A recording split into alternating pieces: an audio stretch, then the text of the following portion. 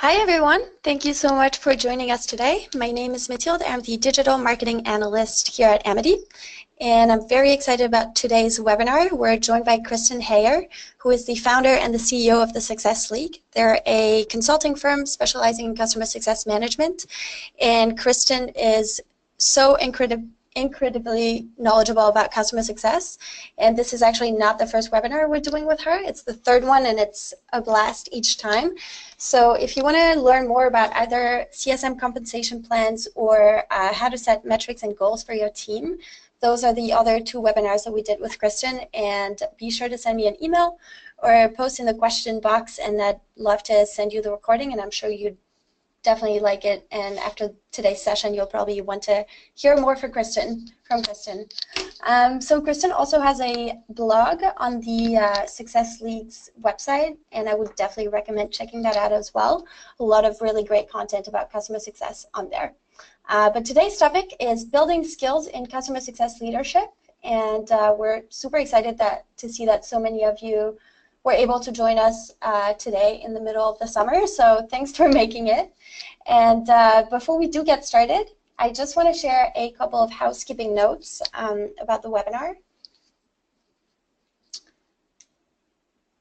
So we will be on Twitter as usual. Use the hashtag CSWebinar, and don't hesitate to tag us at GetAmity and at Kristen Heyer, and we'd love to engage with you.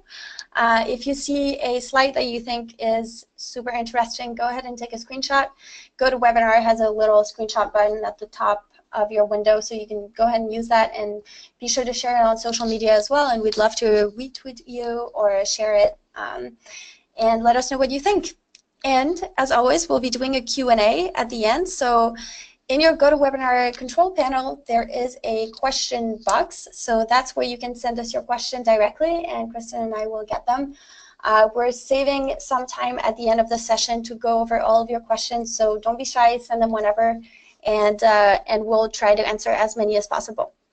And as always, the webinar is recorded, and we will be sending the recording and the deck before the weekend, within 48 hours to everyone. So keep an eye on your inbox, and you'll get an email from me, and you'll be able to watch the recording and share it with your team as well. And I just want to take a very short minute to introduce Amity for those of you who are joining us today maybe for the first time. So Amity is a customer success management platform, and we allow CSMs to retain and grow their customers by doing things like monitoring health scores, engagements, and even automating emails and playbooks and things like that. So we also integrate with a lot of systems out there, from CRM to support ticket systems, email, a little bit of everything. So if you want to learn more about Amity, go ahead and go on the website. You can request a demo, and we'd love to show you around the platform and tell you more. But that's it about Amity. Why don't we get started? And Kristen, thanks so much for being with us today. We're super excited about the topic, and I'm going to hand things over to you now. Thanks, Mathilde. I really am excited to be here today with everybody to talk about what I think is one of my favorite customer success topics, and that's leadership. As Mathilde and I were pulling together different topic ideas for this webinar today, we started talking about this topic, and I'm particularly excited about developing leaders because I feel like good leaders make more good leaders, and they also make great workplaces, and that just makes the workplace better for all of us. And so this is a topic I'm particularly passionate about. I think leadership is sometimes seen as a default path, and it's not the only path you can take to progress in customer success, or frankly any field, but it is often seen that way. It really, though, is its own discipline, and it isn't for everyone. Not everyone ends up really wanting to be in leadership or having the strengths that lend themselves really well to leadership. And so I'm hoping today those of you who have aspirations to go into customer success leadership will leave this presentation thinking about whether that's really the right path for you, because there are other options. If you are excited about customer success leadership, I'm hoping you'll leave this presentation with some resources that you can use to develop your career. And for those of you who are currently leaders in customer success, I also have some stuff for you, because you really, if you're a current leader, you know you can never really learn enough about leadership. And so I have more advanced options that I'm going to be talking about today and sharing with you that can help you develop your career even further. So that's what today is really all about. I'm gonna give you my little bio for those of you who don't know who I am. So I'll give you that in a few minutes.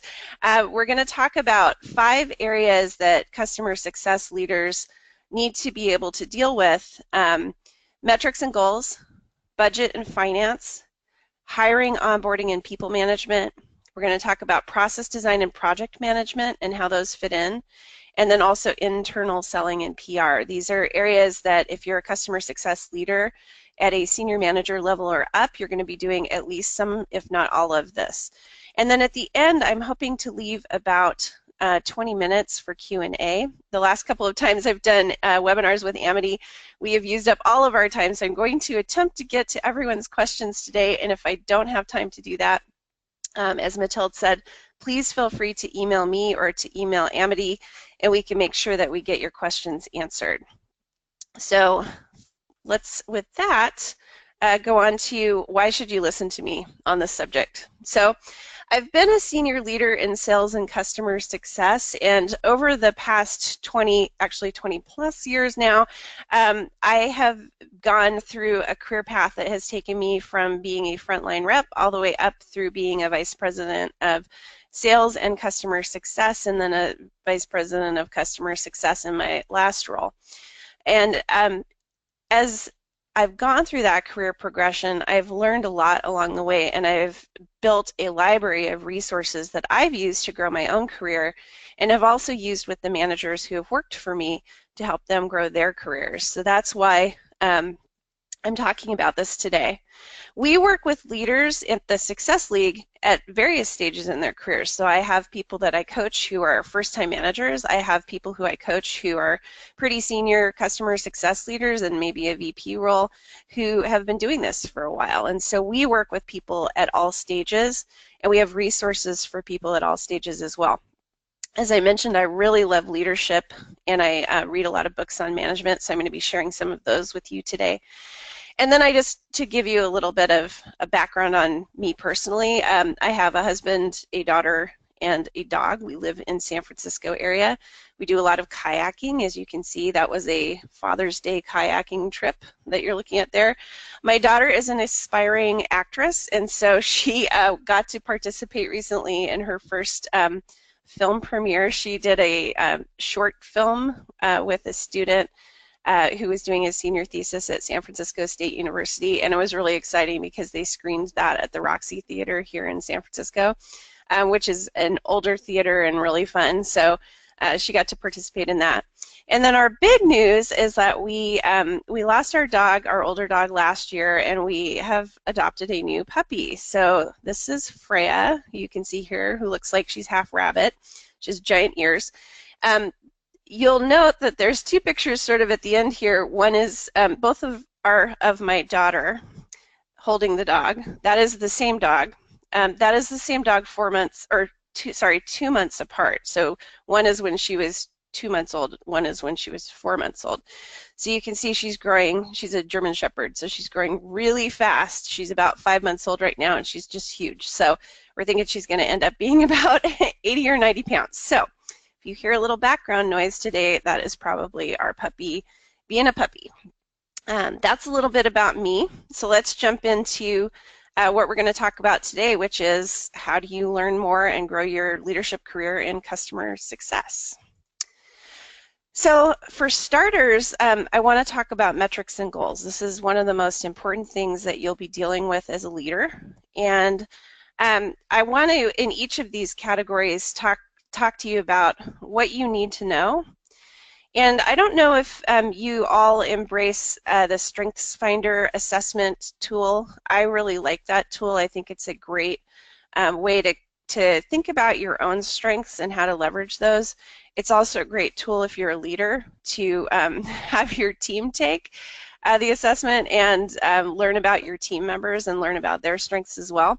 So one of the things I've listed on each of these slides is what are some strengths that you might have that would lend themselves to this aspect of leadership.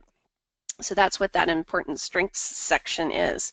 What I wanted to share with you in terms of metrics and goals today is really, what does that look like in practice? So what are typical activities that you might do if you're a customer success leader? So things that you would often be doing are determining what the key metrics are for customer success given the overall goals of the company. That's something that you typically do if it's a company where customer success is fairly new to the organization, but it's something that you should be looking at all the time. Are you using the right metrics? You might create an annual plan to drive improvement across the key metrics. That's typically something you work on with your finance team. You might be building reports that allow you to track results and present them to your executive team or board of directors. You might need to translate those metrics into monthly or quarterly goals for your team. That's something that I would very highly recommend. And if you want more information about that, as Mathilde mentioned, I did a whole presentation on goals and metrics. So if you want to learn more about that, you can watch that presentation. You may be building reports and dashboards that provide visibility to your team on their performance. It's really important to have transparency in terms of your metrics and goals for your team as well as for your senior leadership. So you're building a lot of reports on that. That's a big chunk of what customer success leaders do, is a lot of report building and a lot of looking at data. And then finally, you need to be able to analyze key, data on your key metrics throughout the year, because you're always going to be looking for ways to drive improvement.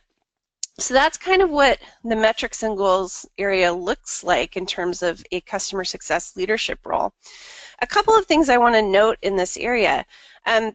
Sometimes there's confusion between key metrics and team metrics. Key metrics are the metrics that would show up on a business plan. So those are high-level business drivers for your company. They're typically, for customer success, they're things like churn or expansion revenue. Sometimes customer satisfaction is reflected at that level.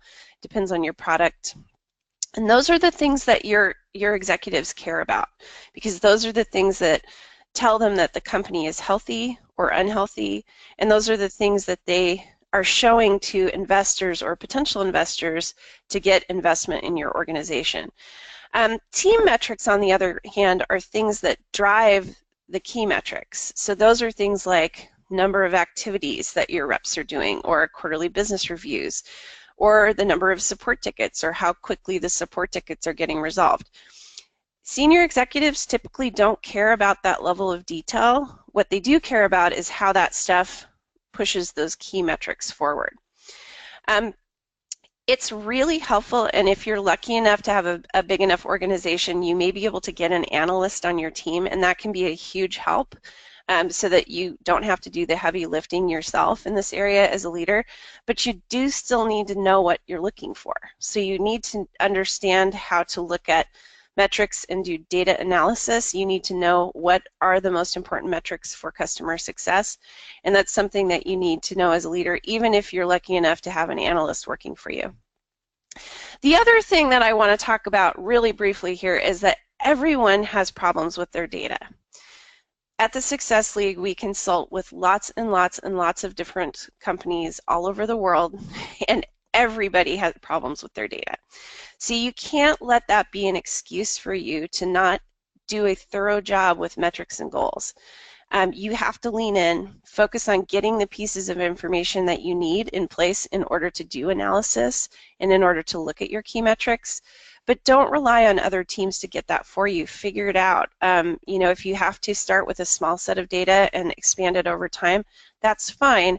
It's not okay for you to not pay attention to metrics and goals at all. And frankly, if you are a customer success leader and you don't know what your key metrics are, that's a huge problem. And it's going to mean that you don't have a seat at the executive table. So you need to get your arms around this. This is a really critical piece of leadership for our field. So with that, I want to share with you some resources. So this first slide that I'm going to share is resources for future leaders. So this is, if you're a CSM or if you're somebody who aspires to move into a manager or director or VP role within customer success, these are things that you should take a look at. First of all, there's two books that you should all have on your bookshelf. One is by Nick Mehta from Gainsight. It's called Customer Success.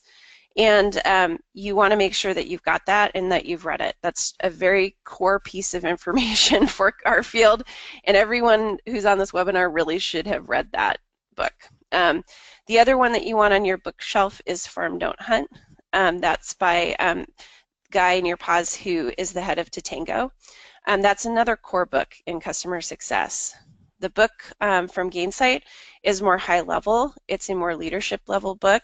The book from Tatango, Farm Don't Hunt, is a very practical, tactical book that will give you amazing ideas for ways that you can run your book of business and run your customer success team. So you should read both of those. For this topic, metrics and goals, in the book Customer Success, there's an excellent chapter on that. It's chapter 12, and it talks about why you need to be watching your key metrics and which ones are important. So that's the chapter that I would recommend you read related to this topic.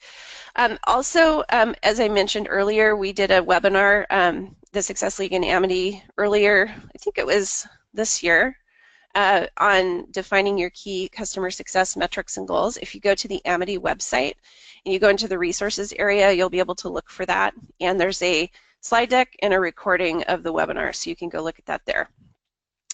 I would also really recommend, if you are not currently a leader but you're looking at going down that road, that you take some Excel classes. The level of classes you take really depends on your current skill level. There are wonderful classes in lynda.com on Excel data analysis and business models. Look for those two at the very least, but if you haven't been using spreadsheets at all, there's a whole bunch of more basic classes in there too. So just any Excel classes. The reality is that business people use a lot of spreadsheets, and if you're not comfortable using them, you need to get comfortable if you want to be a leader. A good exercise for you if you are considering leadership and you want to think more about data, metrics, and goals is to ask your boss about the key metrics that they manage. So take them out for coffee and have a little conversation about this. Ask if you can help them run a report or two. They may be running reports weekly, they may be running them monthly. If you're able to get in and do that for them, first, it helps your boss, which bosses love. I've been a boss. I always loved it when people helped me out with stuff like that. But second, you'll learn a lot about what your boss is looking at and why. So if there aren't reports, you could offer to help build a report that maybe your manager wants, but doesn't exist yet. So those are some exercises that I think would be really helpful if you're considering a career in leadership and you're not there yet.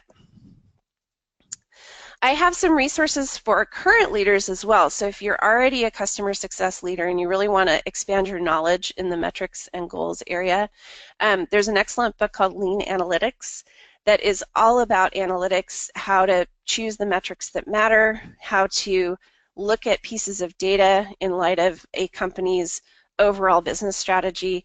So I would say that's an excellent book if you want to go deeper. If you see HBR on here, by the way, it means Harvard Business Review.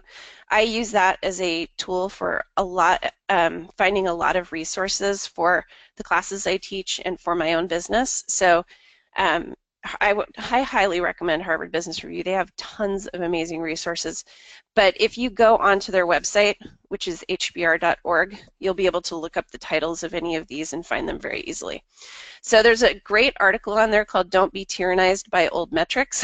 And that's a great take on what do you do if you just came into a new team and you inherited a bunch of old metrics and they're not the right metrics. So I really recommend that article for anybody who is a current leader who's maybe walked into an existing customer success team. And then finally, there's a podcast, the SaaStr podcast. There's an episode in there, which is episode 113, and it's on the metrics at WalkMe. It's an interview-style podcast. I like that episode. I think that might give you some good ideas about how to tackle metrics within your own company. If you're a senior leader or an existing leader, I think one of the important exercises that you can do if you don't already do this, and I think this is an exercise you should do probably annually, is to interview all of the other leaders in your company about the metrics they think are important for customer success. What you'll find is that there's often differences of opinion in terms of what they think your customer success team is doing and what they think you're driving toward. And so you want to make sure that everybody's aligned. So it's good to go around and interview everybody and just see where everybody is at on that and make sure you have alignment across your leadership team. If you don't have alignment, think about whether or not you need to add or change some of your metrics. And you might also want to think about, having a meeting where you kind of revisit the goals of customer success with that group of people. So from there, another thing, and this is very closely related, if you're a customer success leader, you need to know about budget and finance.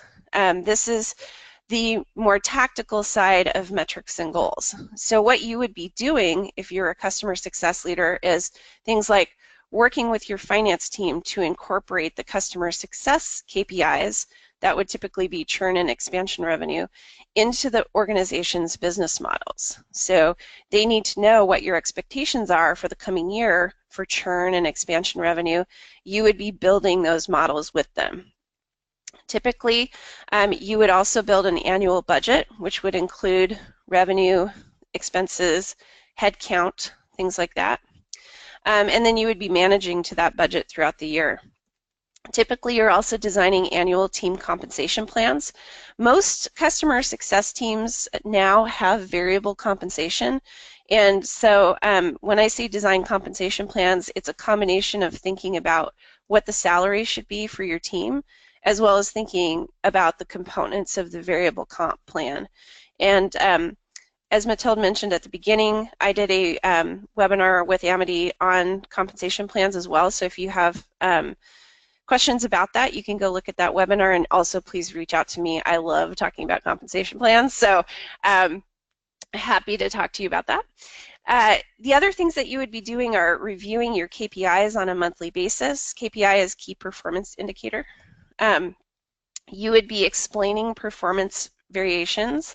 So if you were a lot higher than you projected or a lot lower than you projected on a particular metric, you'd be explaining what you think happened there. And then you would suggest changes to the annual plan as you go throughout the year. People in finance are pretty good about understanding that plans change and initiatives change how the numbers are going to come out. And what finance people like is a heads up and predictability. So more important than having a plan that doesn't change is having a heads up if it is going to change. So you'd be working with your finance team on that. You would be writing business cases for any new initiatives that you want to push forward for your team, and that helps you to advocate for additional team resources like additional headcount for your group or money to buy a new tool, things like that. And then in some cases, depending on your level within the organization, you may also be helping to prepare for board meetings and sometimes presenting at board meetings. So that's what you're really doing as you engage with your budget and with the finance team. Here, it's really important to be somebody who is relatively analytical. I think a couple of other strengths are the arranger and the deliberative strengths. Those are the strengths where you really think about things and you're really good at looking at trends and putting things into some sort of logical order. So those are good strengths for you to have in the budget and finance area. A couple of notes. Spreadsheets, again, I can't say this enough, spreadsheets are the language of finance team, so you have to be able to speak spreadsheets. So if you don't have spreadsheet experience, you've never spent a lot of time doing things in Excel, it's absolutely worth taking the time to take lynda.com classes on that.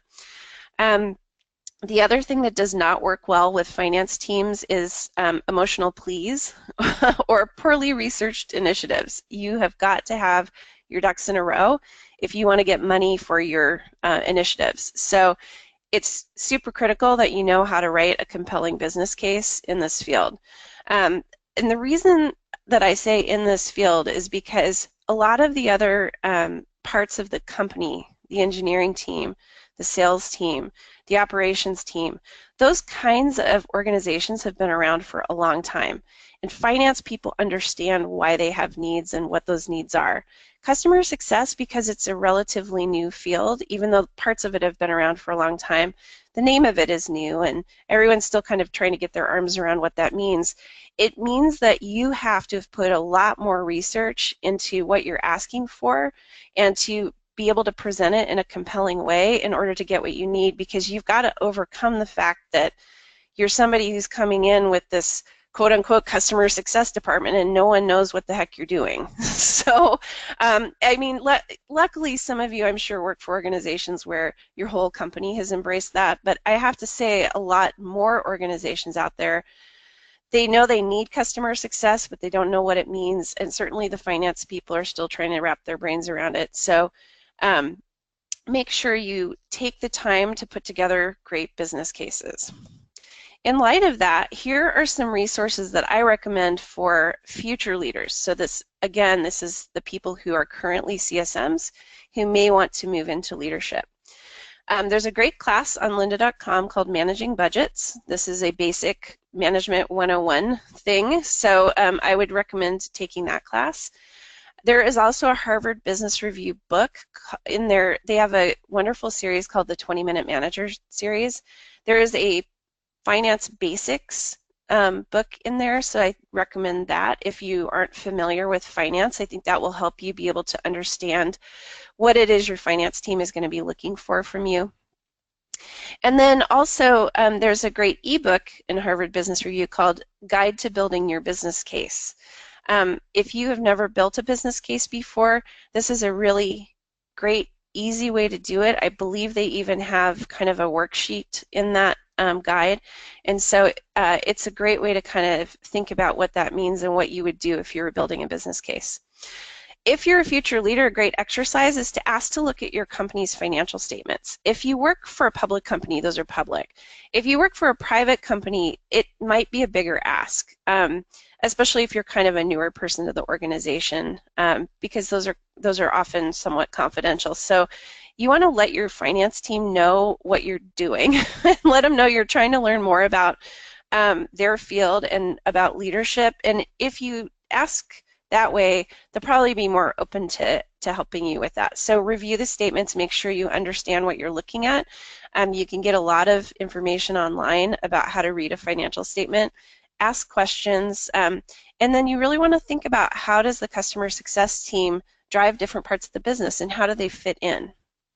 So that's a great exercise for you guys.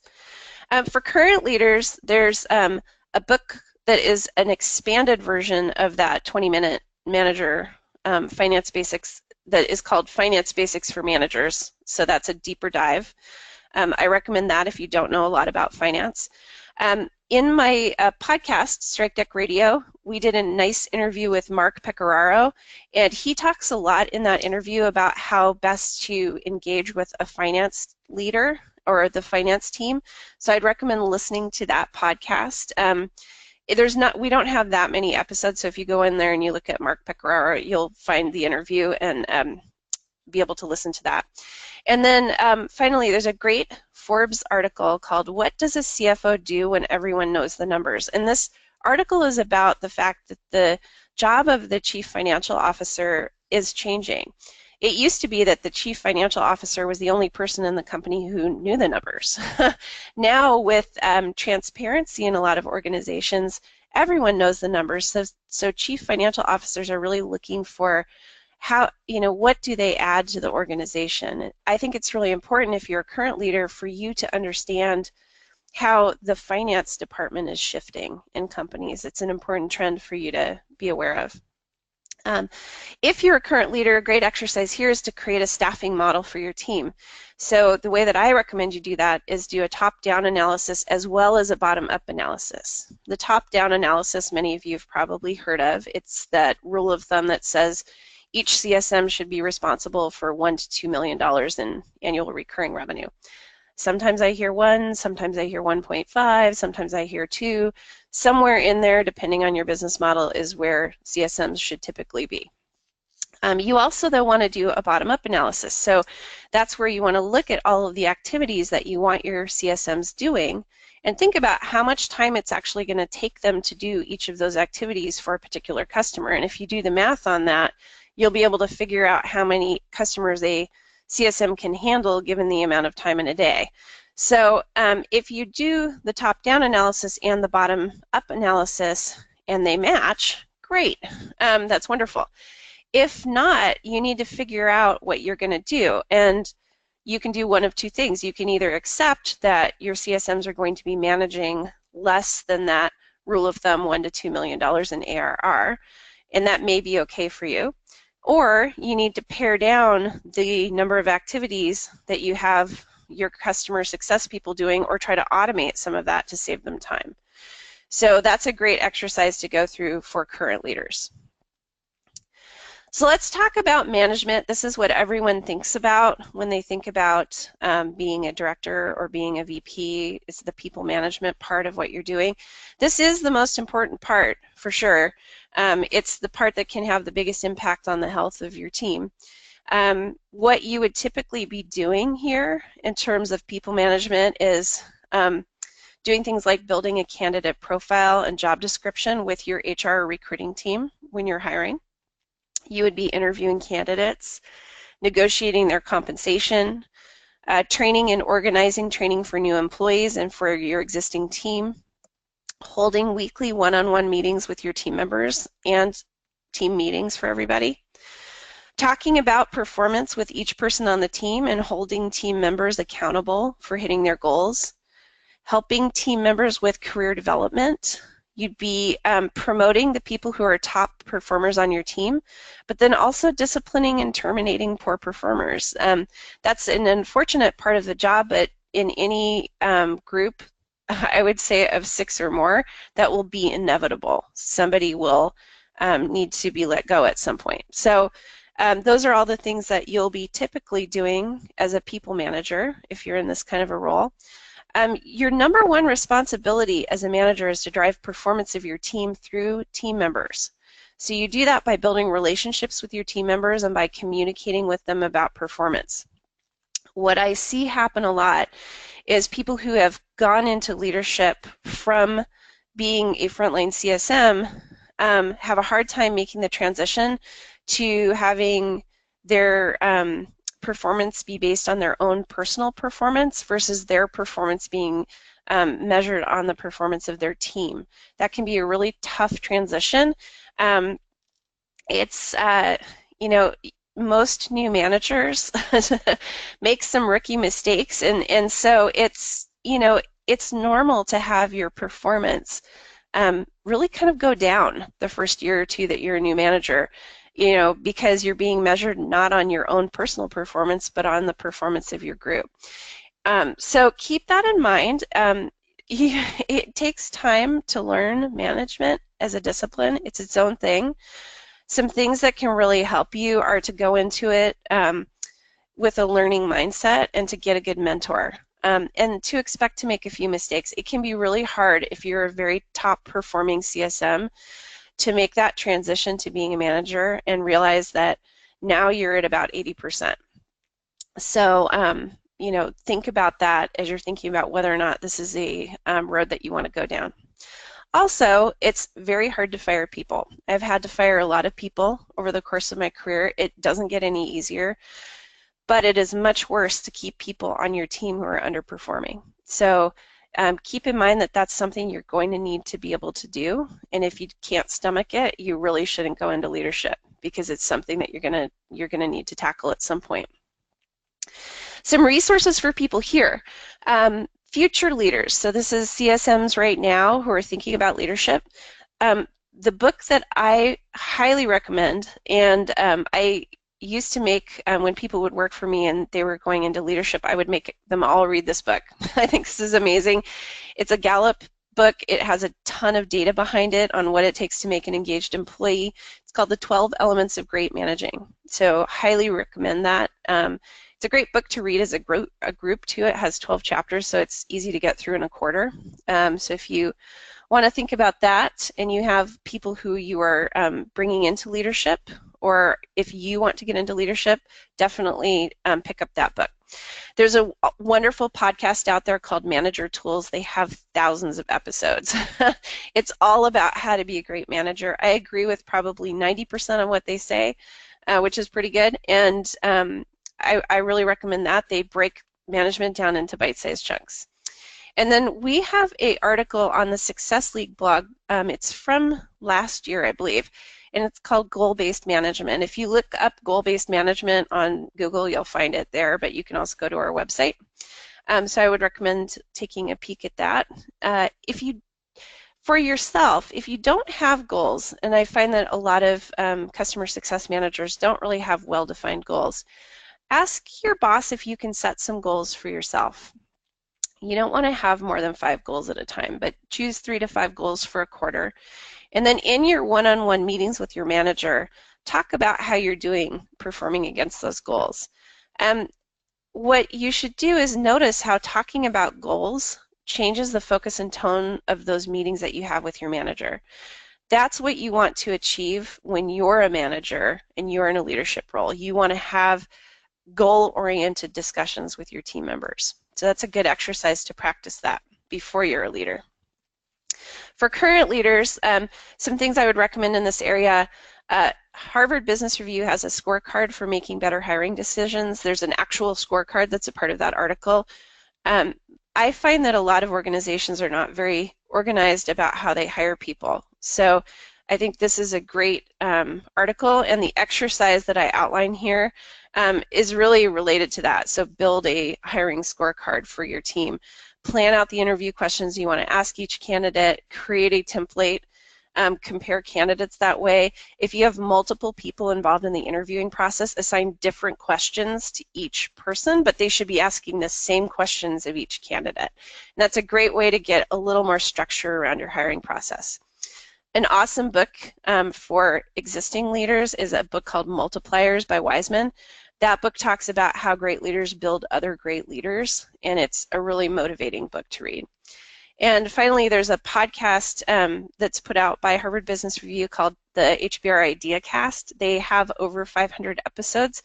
It's all interviews with people who've written, academic books on leadership. I get so much out of that as a senior leader. I think it's a really excellent podcast. I take away a new idea from every episode I listen to, so I would highly recommend that in terms of people management. Process design and project management. The things you'll be doing here, I'm not going to spend as much time on this. I think some leadership roles have more of this than others, but the kinds of things you might be doing here are designing new team processes, optimizing existing processes, negotiating cross-functional processes with other teams, building and managing a playbook, choosing technology, implementing technology, anything that really involves a big project, and then the training that goes along with that. So how do you train your team on a new process or a new piece of technology? This is an important part of being a good leader. If you're not strong in process design or project management, and a lot of leaders are more people, you can make up for that by hiring people on your team to support you in these areas. So, really think about whether or not this is an area of strength for you, and if it isn't, make sure that your hires on your team can support you in this area. You may also be lucky enough to have operations folks on your team who do the heavy lifting, but you do still need to know about process design and project management so you can make sure they're on track. The other end of the spectrum is people who really like process design and project management. Those folks will tend to get too far down into the weeds. If you're a leader, you should be leading the effort, but you should not be the one that is staying up until 2 a.m. programming Gainsight. So, find that nice balance there for yourself and for your team. Some resources here are for future leaders. There's an HBR article called Teach Yourself Project Management.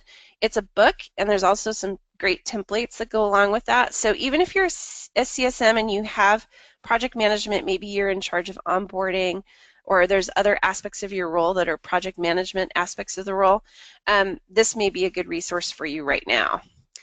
We have a article out called Building a Customer Success Playbook. If you look up Customer Success Playbook on Google, you'll find it.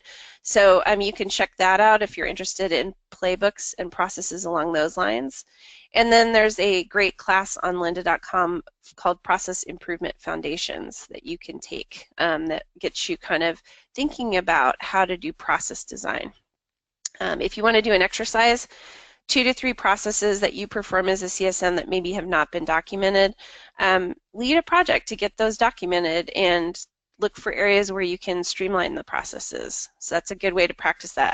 I can't think of a single manager who would complain that somebody on their team wants to build processes out. So I think that would be a pretty great thing for your boss. If you're a current leader, Harvard Business Review has a article called The Process Audit. So again, that's an article, but it also includes some great worksheets you can use. It's a way to think about going through all of your processes and making sure that they align with the goals of your team and the organization. There's a podcast called Project Management PM for the Masses. There's about 100 episodes on there. I don't think they're producing it anymore, but there's some great interviews on there that you can look through. I would just go through all of their history and look for things that are interesting to you. And then the Project Management Institute, if you want to get a little deeper into project management, has a class called The Essentials of Project Management that would be a really good one for you to take. You want to audit. A good exercise is audit all of the processes across your customer success team, map those to your customer life cycle, and then look for gaps. Are you missing some touch points, or do you have too many touch points in a certain area? Build and document new processes to fill any gaps that you find. So it's we do that as a part of the playbook projects that we do at the Success League. I would recommend that though for anybody in our field, just to make sure that you're getting in touch with customers as much as you should. Finally, internal selling and PR. This is a often forgotten part of leadership. Think of yourself, if you're a leader, like a student council representative. You need to report back to the rest of the student council, which, if you're a business leader, that's your executive team and board of directors. You also, though, need to report all of the information from the student council to the rest of your class. In your case, that's your team. So this internal selling and PR is a really important part of being a leader. I find that people tend to gravitate toward communicating up or communicating down, but most people don't think too much about both, and you need to be good at both. So this is where you would be doing things like building a business case for your initiatives and ideas, working with other teams to negotiate for resources, convincing other leaders that customer success is important to the entire organization. That's something that gets talked about a lot in our field, how we need to have customer-focused organizations. As the leader of customer success, you're the one leading the charge on that, so you have to sell it to your company. You need to be able to talk about company initiatives with your team and get their buy-in. Talk about your team's performance with senior leaders. That can help you get people promoted in your group. And you should be sharing goals and results and initiatives with the rest of the company. So as a leader, you can be a really powerful voice for your customers within your company, but don't forget you're also a powerful voice for your team within your company. You're in the middle. The communication needs to flow up and down from you, so don't forget one or the other. And then finally, selling skills really come in handy here. I came up through the sales side of the organizations that I was working for, and even though I've transitioned into customer success and I really like our field, the selling skills that I had from when I was a rep back in the day come in handy every single day, even in the organization I run now. And so if you don't have any background in sales and you want to move into leadership, I think that taking a class or two in sales might be a good idea, or at the very least, talk to your friends who are in that field about what they did to learn to be more persuasive. So some research or resources for future leaders. Again, in that 20-Minute Manager series, there's a book called Managing Up that is really good. We have a article at the Success League called Creating a Customer Success Elevator Pitch. If you're signed up for my newsletter, you got that. I think that was last week or the week before. There's also a great class on lynda.com on negotiations, so that one would be good too. My exercise recommendation here is to practice writing an elevator pitch. I want to have time for questions here at the end, so I won't get into that too much, but you can go read the article that I wrote and get the information on how to do that. For current leaders, I think Difficult Conversations is an excellent book. We teach a class on that at the Success League.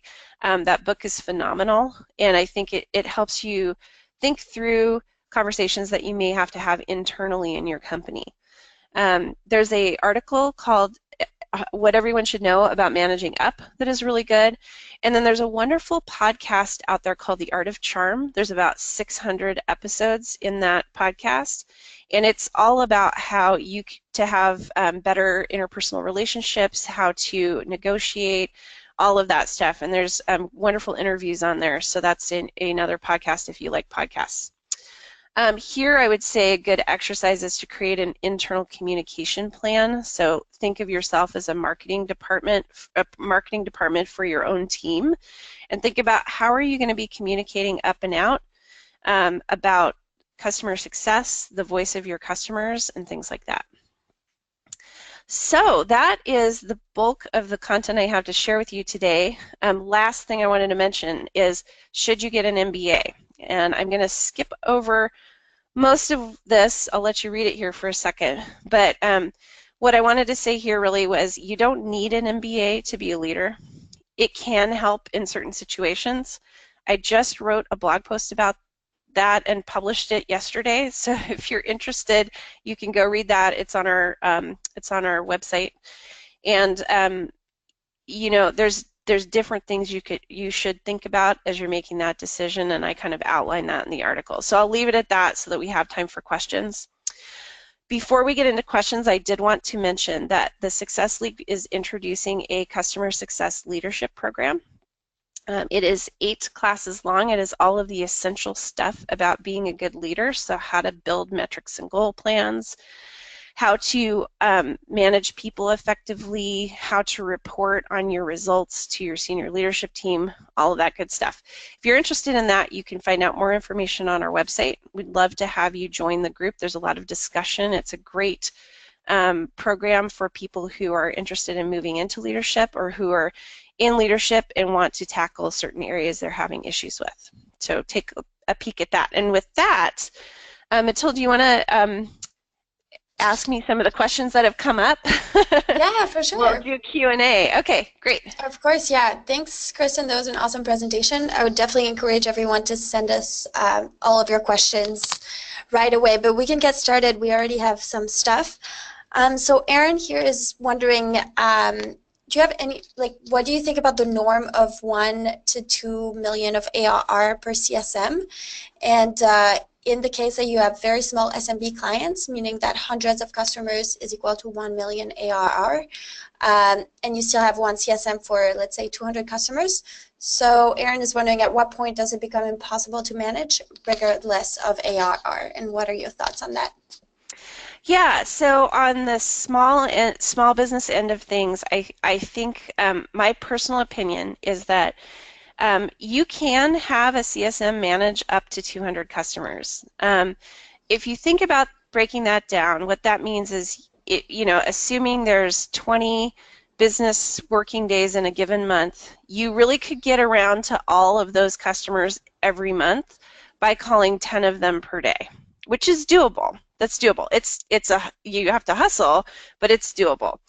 Beyond that, I think you're going to have a really tough time doing outreach proactively to customers. And even at 200 customers, I think there needs to be a lot of automation supporting that CSM. Beyond 200 customers, I really don't think it's worth having a CSM involved. I think at that point you need to look at having a program where it's a mostly automated customer success program. It's that tech touch is what some people call it. It's that tech touch program where the bulk of the customer interaction is automated in some way, and it can be automated by being walkthroughs inside your app. It can be training classes that are pre-recorded and sent out automatically to new customers who are onboarding. It can be regular touch points through customer newsletters or even emails that look personalized that are going out to the customer base. But you just can't be a CSM and manage more than a couple hundred customers effectively. I think there's no relationship building happening beyond 200 customers. And so I think at that point, companies really need to get serious about, either they have a ton of money and they can abandon that rule of thumb and it's okay, or they need to build more of an automated program. So that's my opinion on that. Awesome, thank you. Yeah. Another question here from Amelia is, do you have any specific tips for people working in customer success at a small company or startup in particular? I think all of the stuff that I've talked to you about today, these are all resources that I think it doesn't matter how big or small your company is. I think if you're the only CSM and it means you're basically filling two roles. You are the leader and you're also the frontline CSM. And that means you have a very, very busy job because you have to do some of this leadership stuff while you're also serving in a CSM role. And so I would say if you're in that and you want to kind of most people I talk to that are in that position, their ultimate goal is to be the leader of a team of CSMs. So if that's you, I would say start with the stuff that I've talked about today that is the stuff for CSMs, aspiring leaders, and then if you have to focus on a particular area, I would say, that last area I talked about, internal communication and PR, you should be doing that too. So you may want to look at some of the more advanced resources in that area. There's, if you're the only CSM, you have to be really careful about your time. So you need to be pretty picky about what you spend your time on. You want to probably look at all of these resources and really zero in on the things that you're going to get the most value from so that you can spend your time wisely. So, if you're the only person, I'd say podcasts are great because you can do them while you're doing other stuff, or you can do them on your commute into work. Blogs are great because they just come to you. You can sign up for newsletters from people, and that kind of stuff comes at you rather than you having to go out and take classes or having to go out and do a bunch of research on your own. Awesome. Thanks. One more question here is, do you think that CSM leaders can be effective while working remotely? Yes. I can give you an example from my personal experience. So when I worked for Jazz as the Vice President of Customer Success, that company was headquartered in Pittsburgh, Pennsylvania, and I'm based in San Francisco, California. We had a San Francisco office as well, and I had about half my team in Pittsburgh and half my team in San Francisco, so I did a lot of back and forth. But we also had some tools that we used to make that kind of management easier. One big one is you need to have meetings where you can see people. And so if you're in that boat, doing Google Hangouts or doing GoToMeetings where you use the webcam is absolutely critical because one of the hard things about managing remotely is that you can't read people's body language, and that's a really important part of communication. So if you've got that visual, it really helps a lot. One of the challenges if you're the leader and you're remote from headquarters is that you really need to stay in touch with the senior leadership in your company. And so if you're in that boat where it's not your team that's remote, but it's you that's remote, you really need to probably do a lot more flying so that you can make sure you're out at headquarters often enough to do that internal PR that you need to be doing. Awesome. I know you have a blog post about this in particular, but what do. structure? Yeah, you have a lot of blog posts about a lot of those things. So I would definitely recommend everyone to check out the blog. But on this as well, what structure do you recommend for weekly one-on-ones? So I personally, so this is one of those ones where the guys that do that Manager Tools podcast. would absolutely disagree with me, and I disagree with them on this. You do need to have some structure. So if you prefer their method, go for it.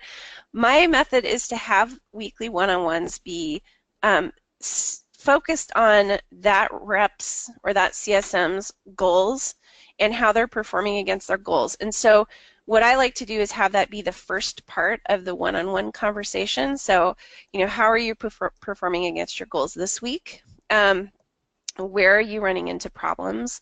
What can we do to help you achieve your goals? That's the first part of the conversation.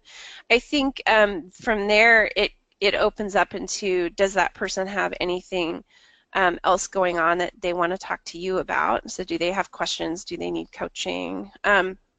That second part can also be if they need coaching, that's where you can talk about that. So if they're struggling in a particular area or you observe them doing something that you don't want them doing, this is where you provide feedback on their performance. And then finally, you want to wrap up with a conversation about career development. And I like doing this in every one-on-one. I know it can seem really awkward, and some people have told me that they feel uncomfortable doing that because it's maybe there aren't career opportunities right away within their organization for this person, and so they're like, well, if we talk about career development, then they're going to want to develop their career. And my response to that is they're going to want to develop their career anyway.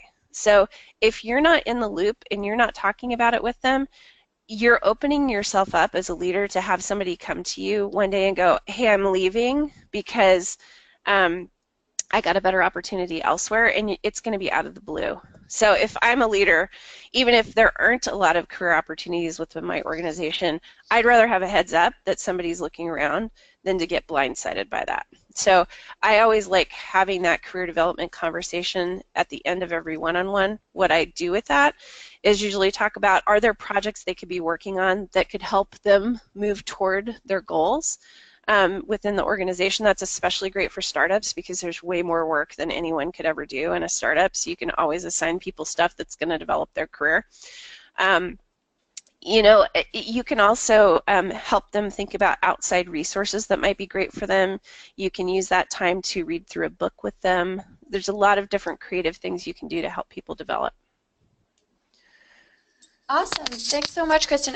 We have a lot more questions, but I think we need to wrap up. Okay. So if we didn't get to answer your questions, I think people were already asking how to get in touch with you, and I think maybe you have a slide about that coming up. I do have a slide about that. So we have, the first thing I want to talk about here is we have our Customer Success Leadership Program. It starts August 22nd, which is in a couple weeks. You can sign up for that at the successleague.io. It's a 8-week program. It's 1 hour a week. You get a tool with each class that's going to help you become a better leader, and you can put to use right away. So if you're interested in that, take a look at that. We also have a newsletter you can sign up for. It's the successleague.io blog. It's basically just our blog articles that will come to you in your email. So if you don't want to have to go visit our website every week, you can you can sign up for that and it will come to you. And then if you're interested in coaching services, which I offer, or consulting, which our company offers, you can get in touch with me at kristen@thesuccessleague.io. Or you can call this number. This is my mobile number, and if I'm not already on a call, I will answer it and talk to you. So that's how to get in touch with me. I would love to have your participation in the leadership program. I'm excited to be offering this. It's something that has been something I've wanted to do for a long time, and it's actually going to be me doing the instruction on that. So if you're at all interested or you have questions about it, please reach out. I'd love to have you in there. So. Awesome. That's what I've got today. Thanks, everybody. Yeah, I appreciate you joining the webinar. Thank you so much, Kristen, for the presentation. That was awesome. And everyone, thank you so much for joining us. And thank you so much for all of your questions. I would really recommend emailing us and emailing Kristen afterwards if we didn't get to answer your question. Thanks, everybody. Have a good afternoon. Awesome. Thanks, everyone. Have a great day. Bye.